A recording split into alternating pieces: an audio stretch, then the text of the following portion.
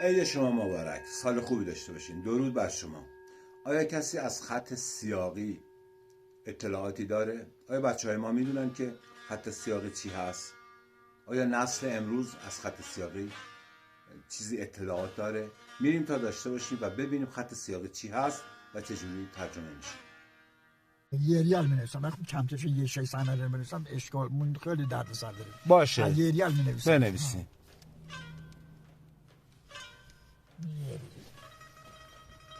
دو ریال.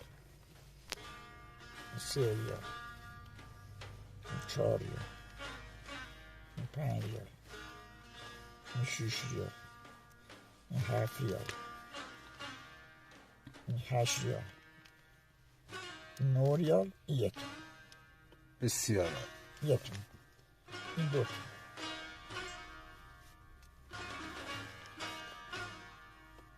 این سه تومن.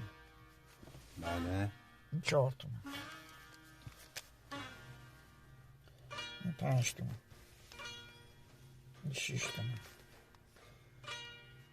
این 7 تومن. این 8 تومن. این 9 تومن. این 10 تومن. بله دست شما در کنه. حالا میخوایم بنویسیم 11 تومن مثلا. بله. نکنید این 10 تومن. اینم 1 تومن. 11 تومن. 11. میخوایم بنویسیم 12 تومن.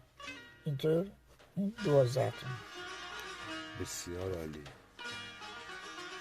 این 13 تومن.